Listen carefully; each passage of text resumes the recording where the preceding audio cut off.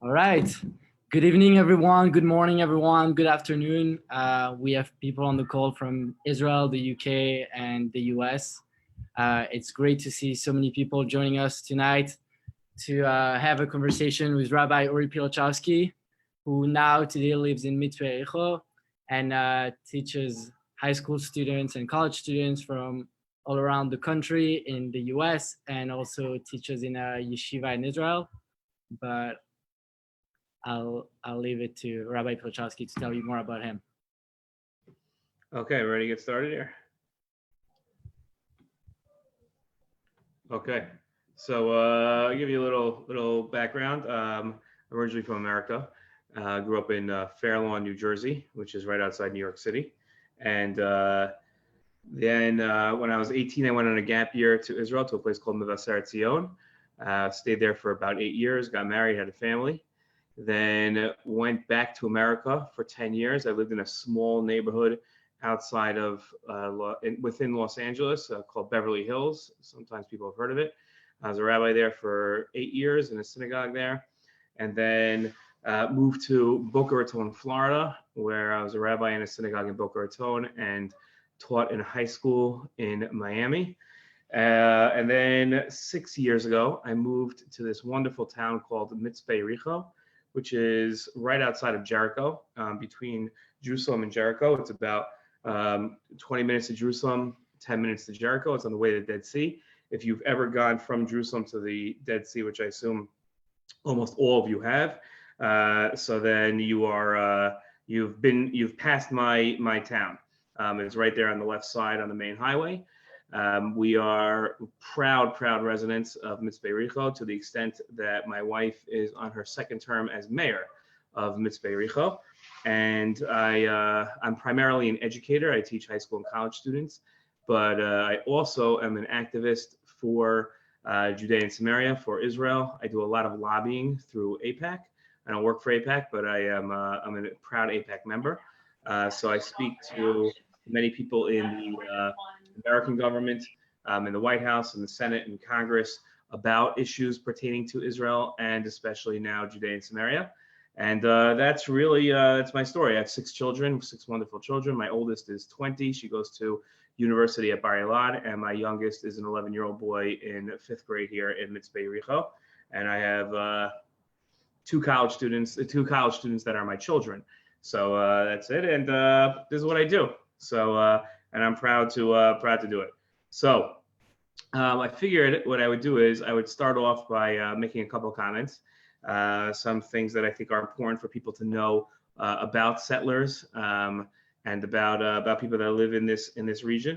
And then I'd open up for questions. I think questions are the most important. I know we're all on different hours, so I have until the 45-minute mark, because then I host a TV show that I just started, so online. So I have to get prepped for that. That starts at the 0 point in the next hour.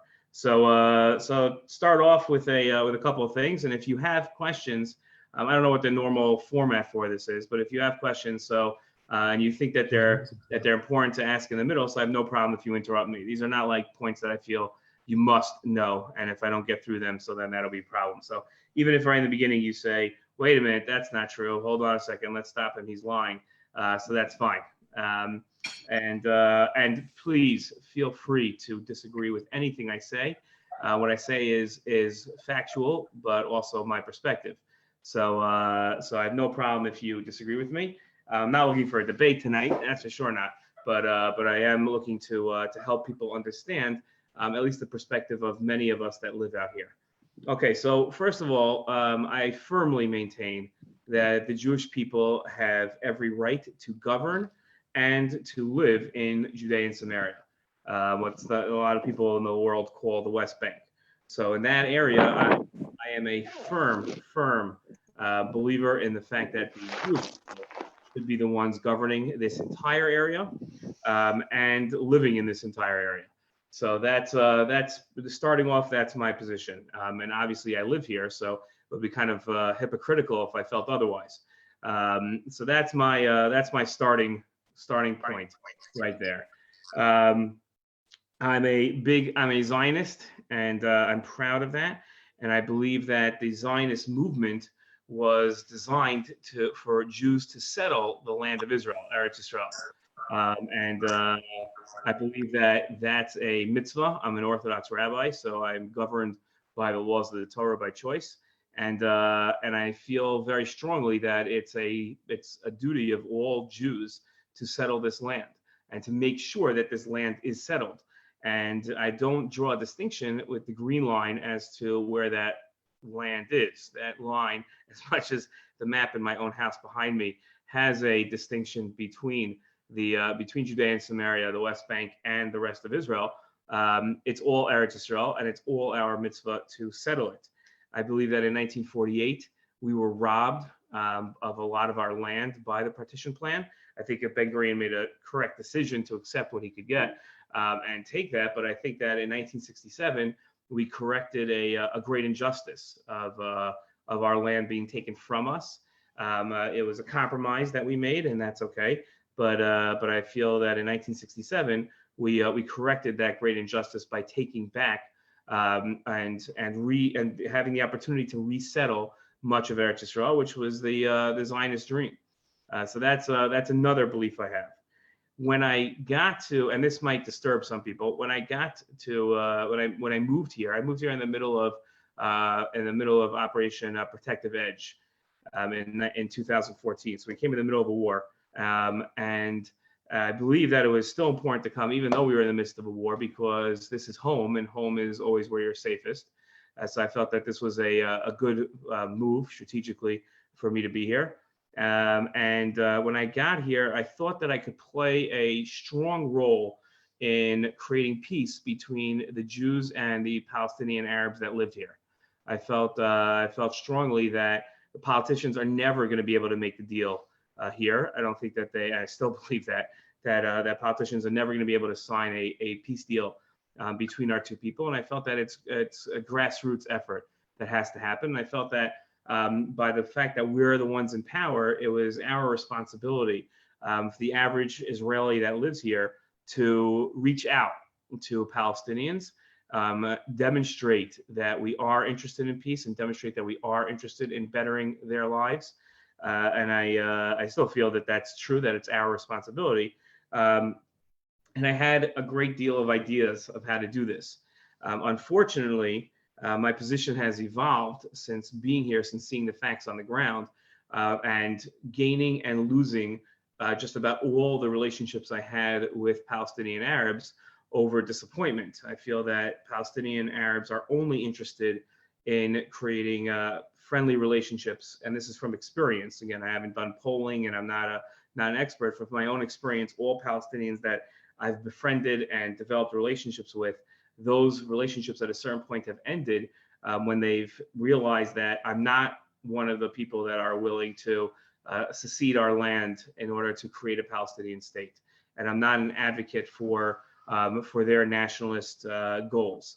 Once they've realized that, I've quickly lost not just about every single Palestinian friend that I made, and a lot of them were confused by the fact that I was interested in improving their lives, interested in bringing them into our country and into our nation, but not to create a Palestinian state. I don't think they understand that. I think they see that as racist and sort of colonial mindset, and everything that they're battling against. So after a couple of years of trying that and failing, superbly failing, like I've never failed at anything before in my life. So I started to realize maybe the problem's not with me, and it's not my social distancing that's the issue here, but rather the inability of the Palestinian people to come to the understanding that we're not going anywhere, that we're not leaving. Like this has been 52 years, 72 years in the larger Israel, and we're gonna be here, and we're not gonna go anywhere. So I think that once they realize that, then they can't come to that realization. They're not there. They haven't been taught that. They've been trained their entire lives to know that one day we're going to leave, that one day this horrible nightmare, this catastrophe that's occurred to them will end. And they're told that over and over and over again. And because of that, it's very hard for them to change positions, to become accustomed to the fact that we're going to be here, and they better get used to it. My position has evolved now where I think that what would be better for everybody is if the state of Israel annexed the entire Judea and Samaria, the entire West Bank, and then once we did that, I think that it's important that we create a pathway to citizenship for Palestinian Arabs. What that looks like, I haven't exactly figured out, and the good news is I don't have to because that's not my job. But I feel that we should create that pathway to citizenship with full rights to however many Palestinians want it, with the full knowledge and awareness that most of them will turn it down.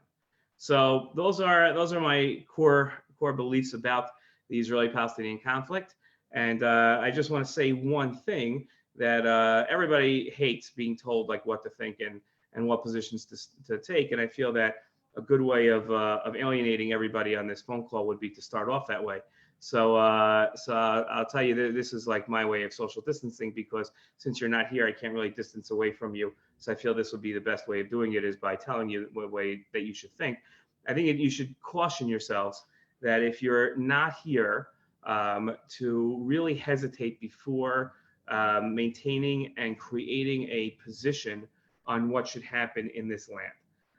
I think that that's equally true of people in Georgia and New York, and also in Tel Aviv and Herzliya.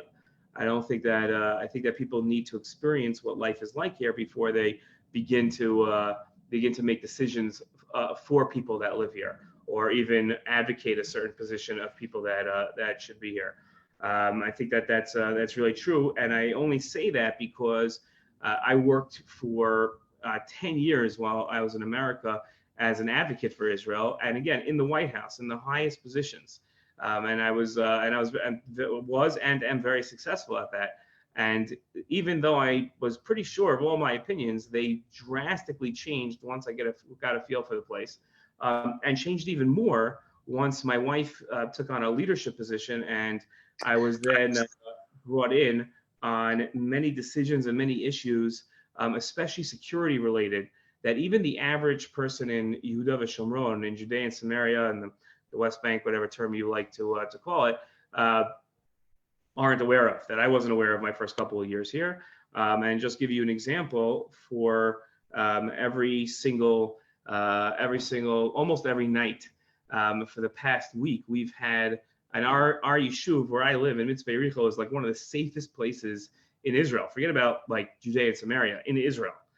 There's 42 years we've never had a successful attack, and yet every single week Palestinians try to infiltrate our yeshuv. And a week ago, last Thursday night, we were woken up by air raid sirens, which I was obviously convinced was a mistake because we don't have rockets here. We're on the opposite side of the country. And my wife told me it's not a mistake. Go get your gun and get ready. And there were two Palestinians who had infiltrated our yeshuv, and were not found. So we had no idea where they were, and our security teams were out searching for them. And for 2.5 hours, we stayed up and locked our doors and turned on the lights outside, turned off the lights inside. And for the first time, I had to draw my gun and protect my family, which is something that I'd rather not ever do again. So that's, and then again on Saturday night, they tried to infiltrate again. We caught them way before they got in here. But that's a regular occurrence in one of the safest yeshuvim, one of the safest town settlements that you have in Israel. So just imagine what it's like in some of the dangerous places, right? Some of the places that your parents probably don't want you going to. So that's those type of tidbits that none of this made the news, by the way. The only place you'll read about this is like a blog post I wrote for Times of Israel. If it wasn't for me writing about it, no one would ever know that happened. And there are tons of these instances that occur all the time on a regular, frequent basis. So knowing that and being aware of that, I would just throw some caution before you decide fully on what your positions are here. Okay, so I've spoken for a long enough amount of time. I see that somebody wrote here, it was at some point, how much would you annex and would you allow the Arabs to vote? If so, here we go. We'll never be able to form a coalition government. Au contraire, my friend, because we just did it with people that we thought we couldn't do it at all. Also, how do you think Israel should care about what the UN has to say? So this is a question I got. I'm not just making this up and talking to myself. This is somebody wrote to me privately on the chat here. So I don't know if he wants me to say his name, so I'm not going to. But so I'll tell you, how much would I like to annex? I'd like to annex 100% of it. We're not going to. We're going to annex about 30% of it, hopefully next week. I had a meeting this as soon as the government, this whole issue gas that's occurring right now was announced. So I immediately called somebody I know on the mapping committee and said, okay, let's start Sunday. Let's get to work. We could do this by next week. Let's get this done before Pesach and make sure we annex the 30% before Pesach. So, but we're not going to. I would like to annex it all. Would I allow the Arabs to vote? I would allow the Arabs to vote. And I think that this whole idea of a demographic threat that we would lose the majority of Israel, and how could we be a democracy and a majority? I think it's all nonsense. There are 350,000 Palestinian Arabs that live in Jerusalem, in the borders of Municipal Jerusalem, who have right to citizenship and have never gone ahead and taken it because the Arabs don't believe in normalization with Israel. So on principle they don't, and also their imams have told them. Imam is, for those that aren't aware, are a Muslim clergyman. So the imams have told them that it's haram, which means it's forbidden for them to have citizenship with Israel. So I don't believe that you're going to have a mad rush to citizenship. We're not going to get. I don't believe that it's the right thing to do is just give out citizenship. I think people have to apply for citizenship, and there has to be some sort of pathway. And like I mentioned before, I have no idea what the metrics of that would look like. I would have to really think that through. And again, not my job, so I don't really care what it would look like right now. And also, how do you think that Israel should care about what the United Nations has to say?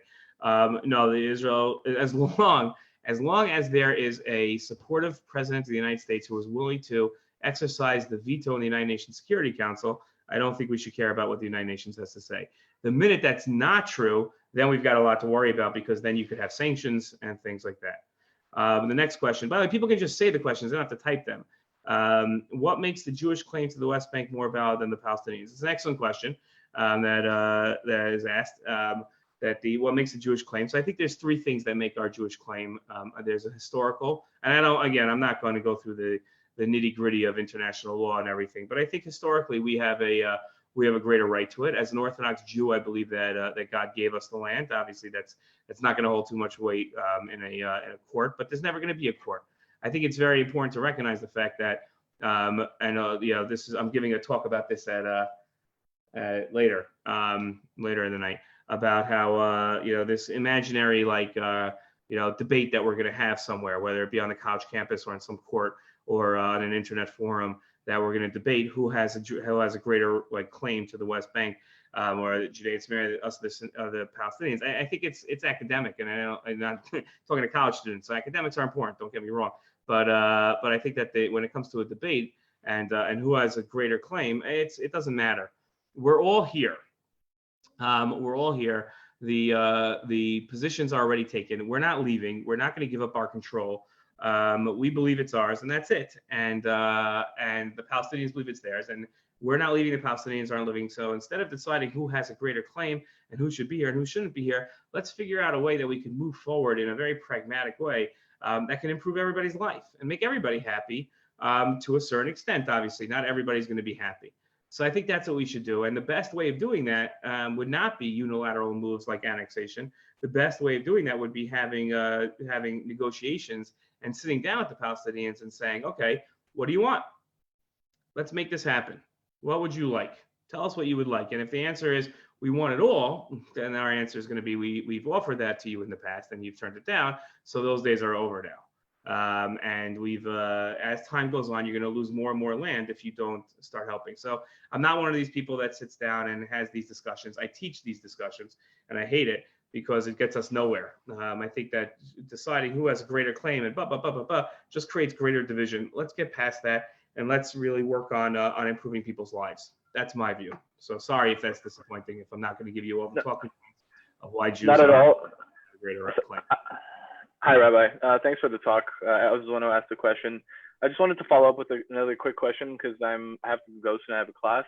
But I was wondering what the political and slash municipal structure of the settlements is. So you said that your wife is the mayor of the settlement. So is there a structure, like what's the hierarchy? How does it relate to the federal government or to the central government, etc.? It's an excellent question. So in Israel, you have yeshuvim, and this all goes by population size. Okay, so it's all governed by how big and how when I say big, not land size, but how many people you have living.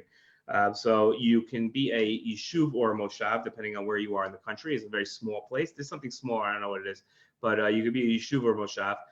The next step up is you're a moetzah, which is like the equivalent of a county almost, but certain cities in Israel are their own moetzot. So for instance, Ma'ale Adumim is essentially a city, but it's considered a moetzah. It's considered like a county. It's called a regional council. So they have their own. That's the next step, and then after that is the federal government. So we are part of 21 different yeshuvim, different settlements within the larger Binyamin Regional Council. We're on the very edge of Binyamin. Binyamin goes from us all the way out to Modi'in, Israel, which is like a tremendous feat. It's the largest one, and it encompasses the most amount of people, even greater than places like Tel Aviv and Jerusalem. We have our regional council is more, and there's a head of the regional council. His name is Yisrael Gans. You'll hear about him in about 10, 15 years. He'll make moves to enter the Knesset, maybe sooner, who knows? And it could be next week the way things are going here. But that's the structure, and so we very much we deal more with our regional council than we do with the Knesset on a federal level. So if it comes to funding projects or things like that we want money for, that's who we go to, and we pay taxes. We, being the residents of Mitzvah Yericho, pay taxes to our town, to the regional council, and to the federal government. We get to pay to everybody, but we also get services from everybody. So that's how it works. So wait, what's the tax rate, if you don't mind me asking? Because that sounds like it's pretty high. It's incredibly high. Yeah, and we could go on. Oh, I got a lot to say about that. It's an incredibly high. On the other hand, also keep in mind that we have like a great army that protects us. Free healthcare, free education. I don't want to, I feel like I should make you feel bad because you brought up my tax rate. I should bring up my tuition rate and tell you how much less. Yeah, you have a good point. Right. So, so I should tell you, like, my daughter pays about $2,000 a year to go to Bar Ilan. So, and that's a full university with a degree that's going to be just as valuable to yours when you move to Israel. So, but she'll be like $200,000 ahead of you. So that's or I will be at least more ahead of your parents, depending on how your financial structure works. But so in that sense, I pay a ton in taxes, but I also get a ton. In America, I was paying a tremendous amount in healthcare, even though my employer paid for half of it. So now I pay very little for healthcare, and my tuition bill, I was paying somewhere close to $100,000 in day school tuition in America, and now I pay about $150 a month. Okay, sounds good. I have to go. Thank you for the call, and good luck to everyone else in keeping these conversations going. See you. Great. Okay. You got me for another 15 minutes. So who's got questions? No one has. That's great also. What are your thoughts on the Trump peace plan? The Trump peace plan. So, okay. So I worked very hard on the Trump peace plan. And it's very much in favor of the Trump peace plan. I think it's great. But I think it's great because it favors us tremendously. Let's not kid ourselves. Right, like we definitely got the better end of the deal here on the Trump peace plan. But I think the greatest thing to focus on the Trump peace plan, a lot of people get carried away with the map and how much this side gets and how much that side gets, and that's important. Don't get me wrong, I'm not brushing that off. But I think it's also important to focus on the idea that the Trump peace plan was different than any other suggested peace plan by previous administrations. Every other administration said, here's the done deal. This is what we think should happen, and this is what we think you should do. Some administrations didn't just say, this is what we think you should do. Some administrations said, this is what you are going to do because we give you so much money and you better do this, and forced it and were prescriptive towards us. That's not the Trump peace plan. The Trump peace plan is, listen, we're a bunch of novices at this. They were very clear. Jason Greenblatt and David Friedman Berkowitz were Avi Berkowitz was very clear when they started off with this, and Jared Kushner, that they are not experts. They are not the experts, and they said though also at the same time that the experts in this, the Dennis Rosses and the Martin Indyks and the John Kerrys have been working on the same exact plans for 30 years, and all we've seen is more and more violence stem from it. So on the one hand, they were not experts. On the other hand, they weren't, just because of the fact that they didn't have any expertise doesn't mean anything in terms of their likelihood of success. So that being said, this was a opening. Look, we don't know anything. We know very little. We're going to study this for about a year and a half. We're going to come up with a suggestion. If you accept the suggestion, then great. If you would like to talk about it, then great. And this is an opening idea of what we think, and none of this is set in stone. So any of this can be changed. It's just a question of whether you're going to participate. The Israelis said yes right away, and the Palestinians didn't even respond. So I think the most important thing when you're talking about the Trump plan is to realize it's not a done deal. It's not a take it or leave it deal at all. It's exactly the opposite of that. This is the opening part of a conversation that we should have, and the opening part of negotiations. Unfortunately, the Palestinians never miss an opportunity to miss an opportunity. And I think they're making the greatest strategic mistake of their lives, because I think that President Trump would do anything for this deal. I think that if he could put down in the record books, especially before re-election, that he has solved the Israeli-Palestinian conflict.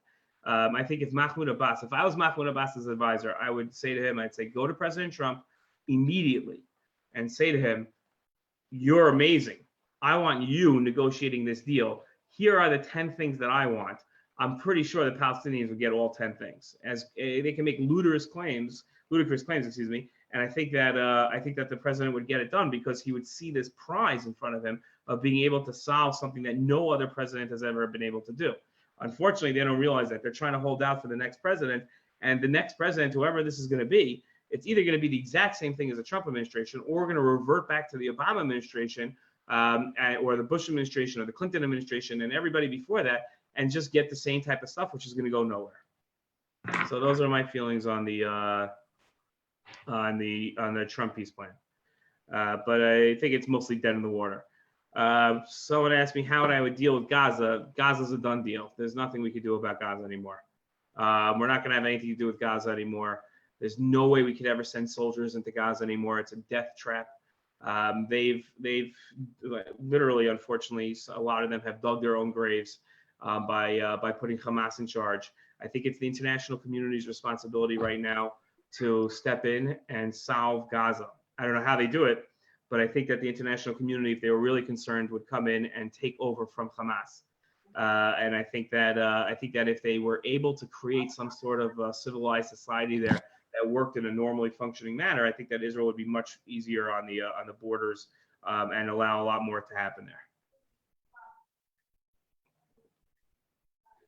This is amazing that I've never had like so few questions. This is like incredible. I've like spoken in colleges all across America, and I'm usually either attacked on the left that I'm too like extreme and right wing, or I'm attacked on the right as being too left wing. I have a question. Sure. Can you share your thoughts on what the BDS movement in America, and what is like your perspective on that? On the BDS movement? I love the BDS movement. I'll tell you why. It's like the greatest failure ever. About 6 minutes away from my house is an industrial area called Mishor Adumim, where 5,000 Israelis and Palestinians work together peacefully. There's only been one terror attack there in 25 years, and it was a 16-year-old kid that walked into the supermarket there, took a knife off the shelf, stabbed somebody, my neighbor, and then the next person he went after happened to be one of Prime Minister Netanyahu's Shabak bodyguards on his day off, and we can all imagine how that ended. So that was the end of the attack. So that was the only attack that there ever was there. It's an oasis of peace, and the only time that BDS has ever been successful was when they boycotted SodaStream, which was found there and was open there and successfully was there, because the owners of SodaStream are idealists and felt that they should open up specifically in Judea and Samaria in the West Bank, so that they could have Palestinian workers there and give them good jobs and good wages, which I thought was an amazing move. And they had 400 Palestinians there. Then BDS, in really their only success that they've ever had, was able to get SodaStream to have to move out into the Negev, which just got 400 Palestinians fired. And then SodaStream was sold to Pepsi for $4.3 billion. And all of their workers got a bonus, which has never happened in Israel before that, and an exit. The workers on the line got, because the owners are idealists, so they felt that they should give bonuses to everybody based on the exit. So everybody got, except for the 400 Palestinians that they had fired 2 years before because they were forced to move because of the BDS movement. So when I meet people from BDS, I simply ask them, I say, listen, I know how I improve Palestinians' lives. Can you point to one Palestinian that you've helped? Like, I hire Palestinians all the time. They work in my yishuv, they come in. So tell me, I know how I'm helping them. So tell me how you help Palestinians. It's been like 25 years you guys have been at this. What have you done? I was also in the Airbnb whole thing that happened. I was one of the 5 plaintiffs that sued Airbnb, and we settled to change. And one of the points of the settlement, the only point that I'm allowed to talk about, is that they changed their policy. So even those are the 2 successes that they've had. And after Airbnb, there's not going to be one corporation that's going to try that again. Like, they're just not. There's no corporation that will ever go through what Airbnb went through after that. Okay, so let's see here. I've got a couple more questions here. What will happen to the Palestinian Authority after Mahmoud Abbas dies? Why do you think the world takes him seriously as a peacemaker? Okay, so I have no idea what happens after he dies. No one knows that answer, including the Palestinians. It's going to be a free-for-all, which will either be decided by violence, or it'll be some sort of peaceful transfer. No one knows. No one has any idea. There's no heir apparent. There's nobody that's waiting in the wings. And there's like 5 people. Sorry. Okay. So no one knows. I have no idea what will happen. And anybody that tells you they think they know what will happen, don't listen to them. And why does the world take him seriously as a peacemaker? Because they don't have a choice. The world doesn't have a choice. If they come to the conclusion that he's not a peacemaker, then what do you do with the Palestinians? Like, what do you do? That's their leader. So you're just going to write him off? Like, they can't do that. Like, so you have to take him seriously. But they don't really take him seriously anymore. When was the last time you saw a picture of Mahmoud Abbas with the world leader? Right? During the Holocaust, the commemoration of Auschwitz, so I think that Prince Charles went out there and Putin went out there. I have no idea what Putin was doing there. That was probably just a shot at across the bow at Bibi. But that's, that's it. No one takes him seriously anymore. He's a lame duck. And as an Orthodox Jew, how would you deal with Jews who are themselves against the Jewish claim to Israel? No, that's not true. Well, Jews, like just other Jews, okay.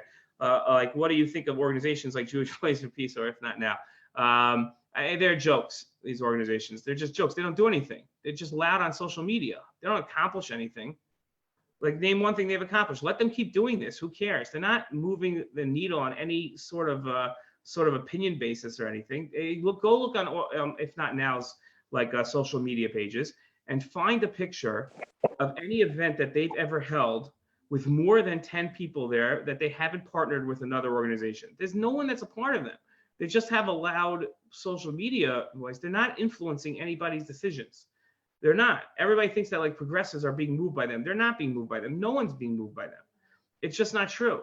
Nobody cares enough to really do anything. Yes, if you poll a bunch of college students and say, what do you think about this issue? Then they're going to say, I side with the Palestinians. But if you ask the average progressive, what are the issues that you care about? Israeli-Palestinian conflict's not going to get anywhere near the top of that list. So it doesn't really matter. These people are not invested. You just saw this with this World Zionist Congress election, right? So according to the numbers of what everybody's scared of, the right wing should have lost 90-10 in this election. They didn't. They got a slightly over the majority, which doesn't make any sense mathematically until you realize the fact that the people that are against Israel on these types of forums and on social media and in the polls, this is not their issue. They just don't care. no one really cares except for the people that are invested. So they don't care. So I don't take them seriously because I'm very pragmatic and I don't think they're going to do anything. Okay, now of course we got 3 minutes. Now all the questions are piling in. Okay, why do I call myself a settler? Because that's what everybody knows me as. I don't really care about this stuff. I say West Bank. I use all the bad words. And Frank Luntz would kill me for doing it. Like, guys, let me explain something to you, okay? If you say Judea and Samaria and you refuse to say West Bank and you refuse to say Palestinians, instead you say Arabs that live here, and you don't call settlers, but you call, it's not going to change anything, okay? No one's going to be like, oh my God, he said West Bank. I guess there is no place called Judea and Samaria. That's it. Forget it. The Jews should leave. It doesn't. These words mean nothing. I'm sorry. I know that like there's like tons of Israeli advocacy classes, and everybody says you got to use the right terminology. I could care less. I once had a boss that like reamed me for using the word Palestinians, and I looked at her. I'm like, are you kidding me? This is what we're going to be talking about? That the fact that I said the word Palestinians, they're here. They're not going. There's like 2 million of them that are my neighbors. If I don't say Palestinians, they're not going to disappear. Like they're still going to be here the next day. So I understand. Like nowadays, and I'm sorry if this is going to be offensive to anybody, but like nowadays you have people that biologically are one gender who say they're another gender, and we respect that, right? We respect that, which a lot of people don't respect. But we as a society have decided, right? Most of us have come along and decided if you want to call yourself a different gender, then we're going to respect that. But like a whole people that call themselves Palestinians, we're going to be like, no, you're not. Like, no, that's not going to happen. That's not the way the world works anymore. So like, if they want to call themselves Palestinians, they want to call themselves Saudis, they want to call themselves Syrians, and call themselves whatever they want. So whatever they decide they want to call themselves, I'll call them that. And you want to call me a settler? So that's great. The Torah says that you should settle the land. I'm a settler. That's what I do. It's my mitzvah, right? That's I love it. I'm a settler. I put like no stock in these things. Okay. Have you had a lot of interaction with very leftist Jewish Israelis in the political sphere? How have a lot of those conversations gone? Are they willing to listen to your story and opinions? Yeah, the people that I speak to, by definition, are willing to listen to me, or else I wouldn't be having a conversation with them. And the same thing the other way. I have a lot of really close friends that are incredibly left-wing that think I should be out of here, and think that I'm an impediment to peace, an impediment for Jewish people to go forward. And we're still friends because you can be friends with people that you disagree with. I spoke to J Street this past summer. They had like their first and probably last trip that they took for college students to Israel.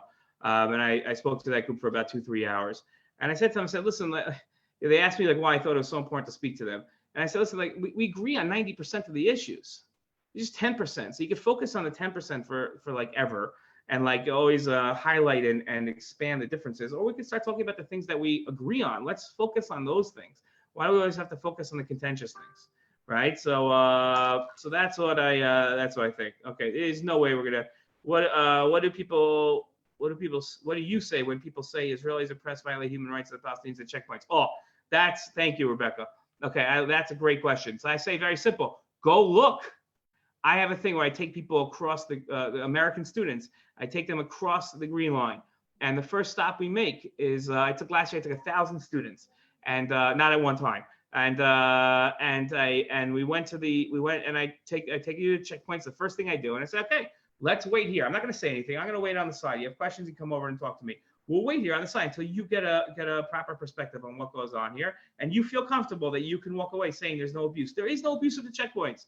So like to say, what do I say when people say that? I say, most of the time people tell me that there's abuse at the checkpoints. I say, have you gone to a checkpoint? Have you seen a checkpoint? And have you seen abuse at the checkpoint? The answer to all three of those is 90% of the time, no. Okay. The answer to the first two is sometimes yes. And the answer to the last one is no. But I'm going to end with this because I think it's important for you to realize. I'm going to say it really fast so I have enough time to say it. It's really important to recognize where Palestinians are coming from. Different than our culture, dignity is the most important thing to Palestinians. There is nothing more important than dignity to a Palestinian, to any Arab. Being forced to go through security checkpoints from Israeli soldiers, through Zionists who they feel have stolen their land, is the greatest way to demean their dignity. Now, I think it's 100% necessary and we have to do it. And I think that's important for us to do it in the right way, in a way that tries to at least give them as much respect as possible. And I think we do a phenomenal job at it. I think there's room for improvement, but I think we do a phenomenal job at it. So any Palestinian that goes through a checkpoint, or their friends that are watching a checkpoint, by definition, are going to say this is wrong because of their perspective and where they're coming from. We have to recognize that. And if you talk to somebody about the checkpoints, the first thing you have to do is empathize with them and say, listen, I get it. I get where you're coming from. I understand. I really do. I understand. I would not like it if I had to go through a Palestinian checkpoint. I wouldn't like it at all. It doesn't mean that it's abusive. It doesn't mean that that's abuse. It means that it's bad for you. I get that 100%. But that doesn't not mean that it's abuse. So that's how I talk about that. But I think that the first and most important step that you have to have when talking about that about the checkpoints and anything security related and anything in the Israeli-Palestinian conflict is empathy with the Palestinian people and where they're coming from and how they believe their situation is unfolding for them. Once you can get that point, then we can move on to the next point. Hopefully, I hope. Okay, Ellie, thank you very much for inviting me. I really appreciate it. I really appreciate the excellent questions here. I'm on social media somewhat. Sometimes I check in. So you can find me on Twitter and Instagram at Rational Settler. Should be pretty easy to remember. And my name on Facebook. And I'm the only Rabbi Pilichowski in the entire world right now. So that's so you can find me fairly easily, and feel free to reach out and contact me and be in touch with me. I use my social media to educate. So I think that that if you hated what I said, you'll really like it, and if you liked what I said, you'll enjoy it. And I think you can definitely be in touch. Okay, thank you very much, everybody. I appreciate the opportunity. Have a very good night. Stay healthy, stay safe, and come visit when you're in Israel. Thank you so much, Rabbi. Thank you, everyone, for joining us. Our next Zoom event is on Tuesday with Rabbi Dov Lipman on the elections, so that's going to be a good one too. Have a great day.